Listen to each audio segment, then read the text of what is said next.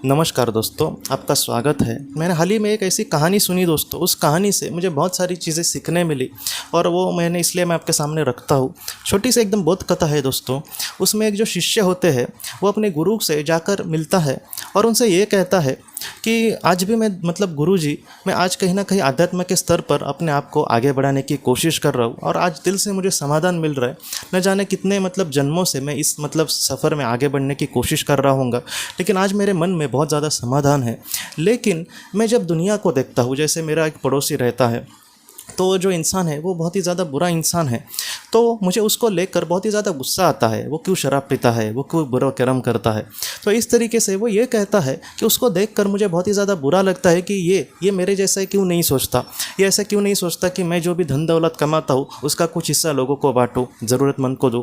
ऐसे क्यों नहीं सोचता कि मैं शराब ना पीऊँ, क्योंकि उसका कहीं ना कहीं बुरा परिणाम मेरे शरीर पर हो रहा है, उसके जो परिवार है उसका भी उस पर कहीं ना कहीं बुरा परिणाम हो रहा है। तो जिस तरीके से मेरी सोच है वैसी उसकी सोच क्यों नहीं है।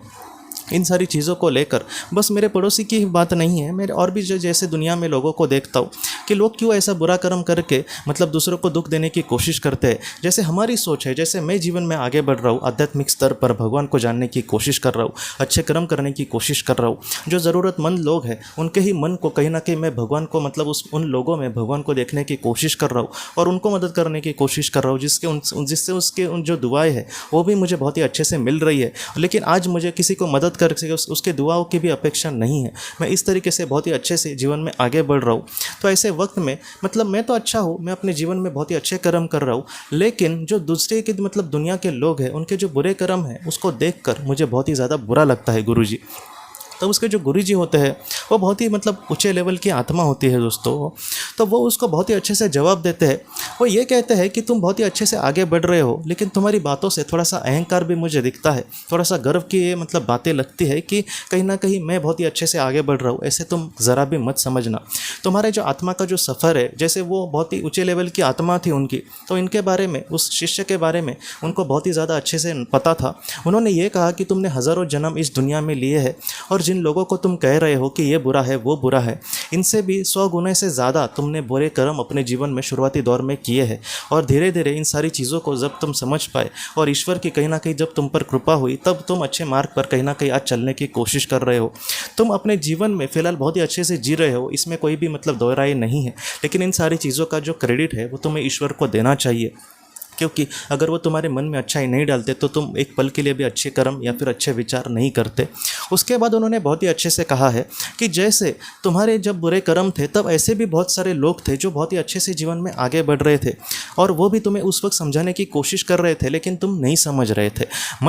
उनका कहीं ना कहीं बहुत ही अच्छे से विकसित वो होने का, ग्रोथ होने का वो समय था, लेकिन तुम उस वक्त नहीं सुधरे। तुम आज कहीं ना कहीं सुधरने की कोशिश कर रहे हो। वो जब कहीं ना कहीं जिस अवस्था में थे तब वो बहुत ही अच्छे से आगे बढ़ रहे थे, लेकिन ऐसे वक्त में तुम बहुत ही बड़े बड़े पाप कर रहे थे और ऐसे वक्त में एक थोड़ा सा समय लेगा, लेकिन आज तुम उस प्रगति पथ पर जा चुके हो जहाँ पर तुम बहुत ही अच्छे से जीवन में आगे बढ़ रहे हो।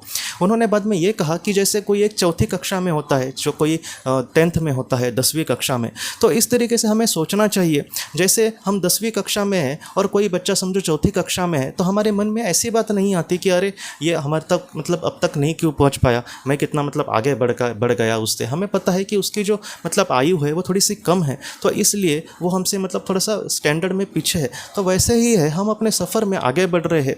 हमसे जो पीछे रहने वाले लोग हैं, अगर कोई बुरा इंसान हो तो ऐसे वक्त में उसकी आयु कम होगी, उसकी आत्मा की ऐसा नहीं होता। बहुत बार अच्छे विचार मिलकर भी उसको कोई ग्रहण नहीं करता, तो ऐसे वक्त में वो पीछे ही रहेगा।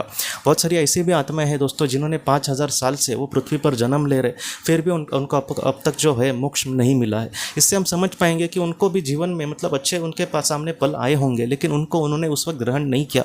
तो इससे हम यही समझ सकते हैं दोस्तों कि यहाँ पर कोई आगे रहता है, कोई पीछे रहता है, उस सफ़र में बस हम आगे बढ़ रहे हैं। हो सकता है कि कोई आज चौथे में हो और हम 10वीं में हो, तो उसको 10वीं में आते आते मतलब एक 5-6 साल लगेंगे, लेकिन इसका मतलब ये नहीं है कि वो पीछे ही रहा और हम थोड़े से आगे बढ़े हैं तो इसका मतलब ये नहीं कि हम बहुत ही अच्छे से मतलब आत्मा है।